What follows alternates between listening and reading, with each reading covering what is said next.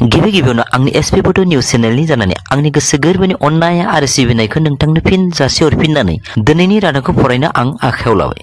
आसा खालामो आंनि रादाब फरायनायखौ नोंथाङा जोबजासिम खोनासंगोन। दिनैनि रादाबखौ फरायदों आं मुस्रि फैमाल नार्जारि।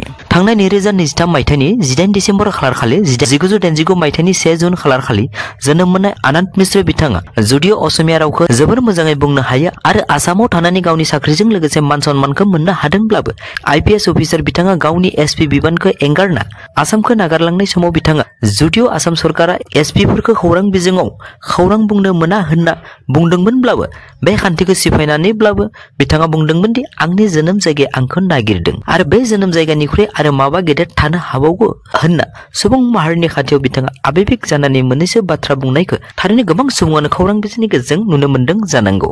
नाथाय थांनाय 3 जानुवारि खालार खालि बिहार बीजेपीनि जुब मोर्चानि आक्साद प्यास मुंनि सासे दैदेनगिरि बिथाङा आनन्द मिश्र बिथांखौ बरायनायजों लोगोसे गावनि फेसबुक पेजआव बिथांनि मोनसे फट' होनानै ओरैबायदि लिरोदि नैबे फट'आ आंनि फंबाय मानगोनां आनन्द मिश्रनि।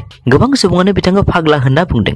एसेबां मान सन्मान गोनां साख्रिखौ गारनानै बिथाङा न' फारसे फैदों आरो राजखान्थियाव फैदों, बेयो थारैनो फाग्लानि खामानि।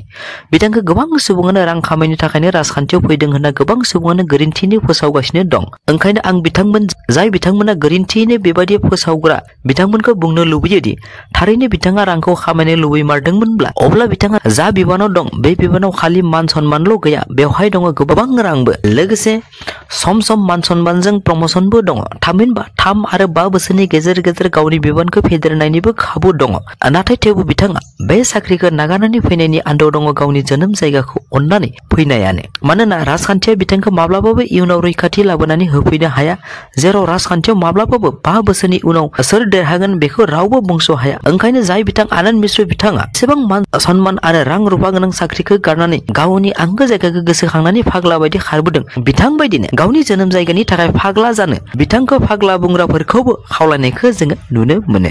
ओंखायनो बे बिथिङाव बिथां बायदि फाग्ला बुंजाग्रा सुबुं जोंनि बर' हारियाव थारै दंना गैया एसे सानज्लायनाया मोजां होनना आं सानो।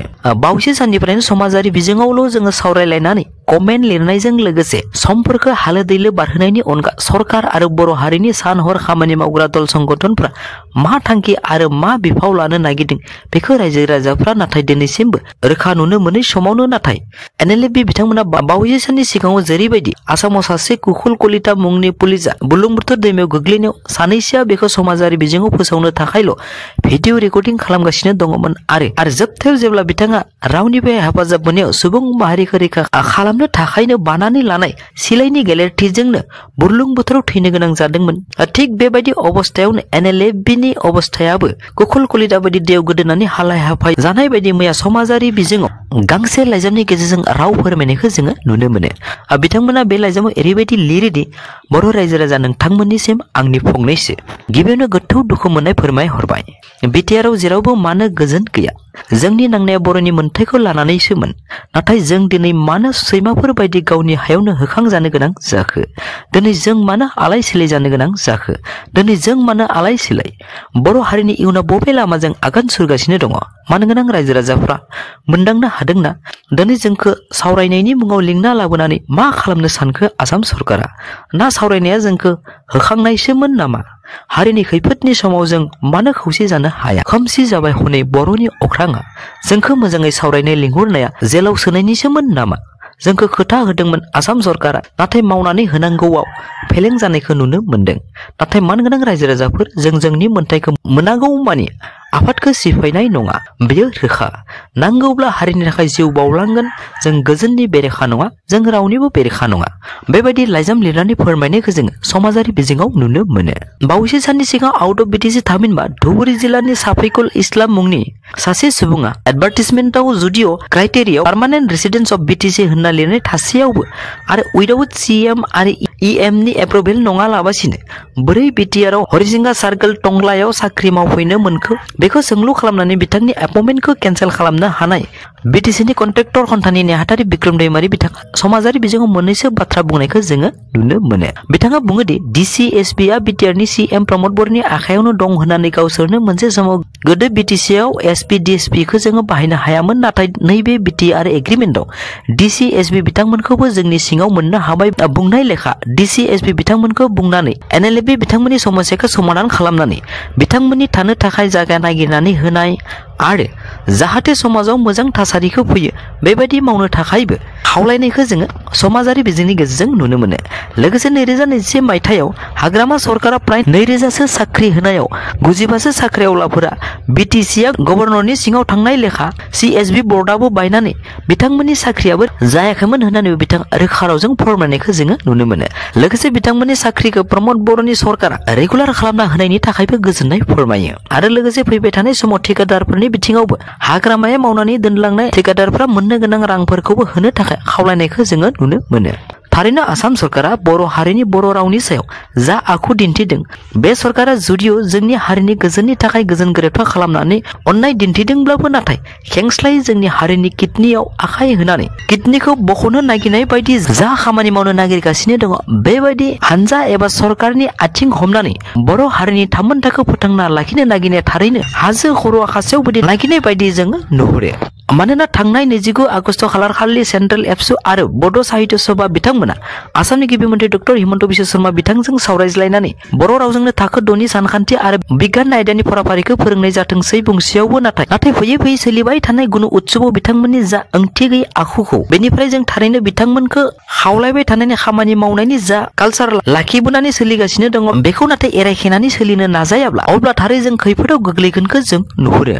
जायनि थाखाय जों सम आरो थासारिखौ नायनानै जेरैबायदि एमाव बोराय गैयाब्ला गोदान एमावखै स्रां स्रां जायो थिग बेबायदिनो जोंनि हारिनि गासिबो रोंगौथि गोनां सुबुंफोरखौ लानानै खौसे हारि दानायनि खामानिफोराव बाहायलायनायखौ नाथाय बयबो सरासनस्रा सुबुंफोरा लुबैथारबाय होनना जों सानो। नङाब्ला रायजो राजाफ्रा बुंनो गोसो गैयाब्लाबो सम सम समाजारि बिजोंनि गेजेरजोंब्लाबो बुंनो साननायखौ जों नुनो मोनोदि माब्लाबा न'नि मैदेरानो न'नि बिगोमाखौ जेरैबायदि बावैसो साननि सिगाङाव कक्सबाजार ओनसोलाव मासे मैदेरा न'नि बिगोमाया जुदियो मैदेरखौ गावनि हेफाजाबनि थाखाय फिसिना लादोंमोनब्लाबो उल्था बे मैदेरजोंसो बुथारजानाय बायदि जाथायफ्रा जोंनि बर' हारिनि गेजेराव जानो फैगासिनो थानायखौ जोङो नुनो मोनो। थांनाय 9 खालारखालि कुमारिघाटआव जेरैबायदि इउपिपिएलआ गेदेरथार राजखान्थियारि जयनिं हाबाफारि लायो थिग बेबायदिनो BPF इउथआबो मैया लाइमोन फरायसा फरायसुलि सेंग्रा सिख्लाफोरखौ लानानै गेदेरथार मुसलपुराव राजखान्थियारि जयनिं हाबाफारि लानायखौ जोङो नुनो मोनो। बे हाबाफारियाव सुलुङाव मोननाय बायदिब्ला खमैबो 600 सा लाइमोनफोरा इउथ BPF आव फैबाय थानाय लोकसभा इलेक्सनजों लोगोसे सोलिबाय थानाय इउपिपिएल सरकारखौ फेजेननानै इउपिपिएल दोलोखौनो फिन खुंथायाव लाबोफिननायनि थांखि लामा महिलारि बिथाङा मोननैसो साननो गोनां बाथ्रा बुंनायखौ जोङो नुनो मोनो। बिथाङा बेवहाय बुङोदि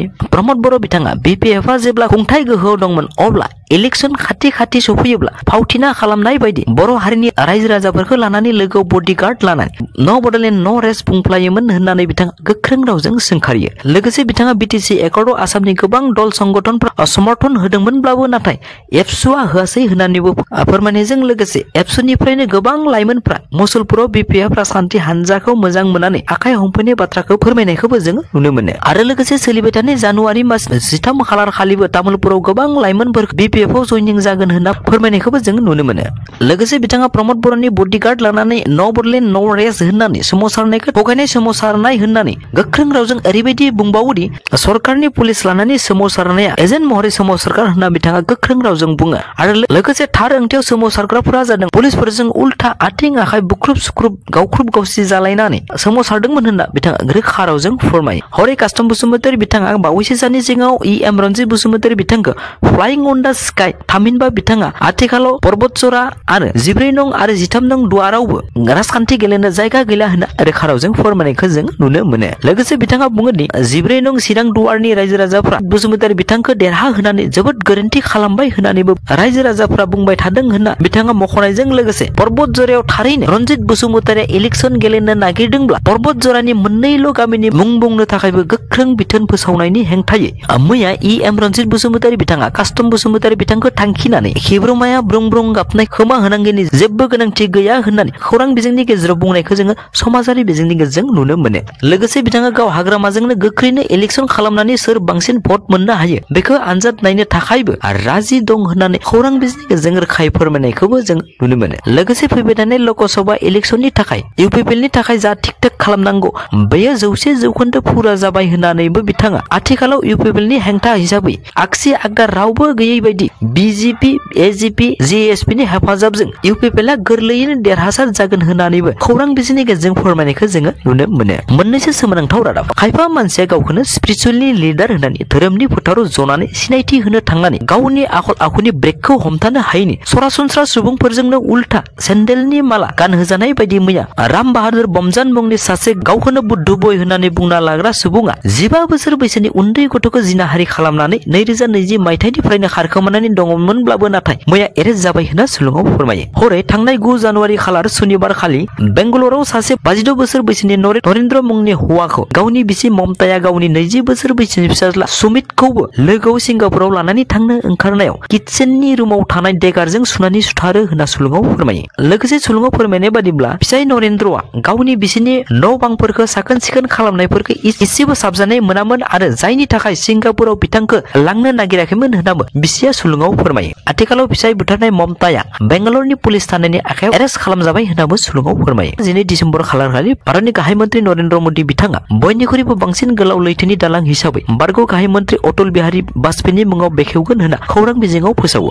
जाहोनाव गारि मटर बाइक अट' गासैखौबो बेफोरखौ बे दालांनि सायाव बोरै सालायगोन बेनि माखासे नेमखान्थिफोरखौ मुम्बाइ पुलिसफ्रा माखासे नेमखान्थिफोरखौ खालामगासिनो दं होननाबो सुलुङाव फोरमायो। हरै मैया बिटिआरनि सीएम प्रमद बर' बिथाङा बिटिसि एक्टनि गेजेरजों मोननाय क'क्राझारनि सीआईटी आव कनभकेसननि गेजेरजों सीआईटी नि सा 11 पीएचडी 94 सा पोस्ट ग्रेजुवेट 261 आन्डार ग्रेजुवेट आरो सा 165 फरायसाफोरनो डिग्री डिप्ल'मा होनायखौ जोङो नुनो मोनो। हरै भारतनि गाहाय मन्त्रि नरेन्द्र मोदी बिथाङा फैबाय थानाय माग बिहु फैनाय लोगो लोगो आबादारिफोरनि पीएम किसान एकाउन्टआव 21 जानुवारि खालार खालि रां सोनायनि थाखाय थागथियारि खालामनाय जाबाय होननाबो सुलुङाव फोरमायो। ओंखायनो पीएम किसाननि 12 नम्बर किस्तिखौ मोननो थाखाय थारैनो EKYC खालामाखैबा गोख्रै खालामनानै लानो थाखाय खावलायनायखौ जोङो नुनो मोनो आरो बेनि थाखाय बिथांमोना टल फ्रि नम्बर हिसाबै 1800115526 आरो फन खालामनायनि सुबिदानि थाखाय 0123381092 नम्बरखौबो बेखेवना होदों होनना सुलुङाव फोरमायो। बेजों लोगोसे आंनि दिनैनि रादाबा एसेनोसै।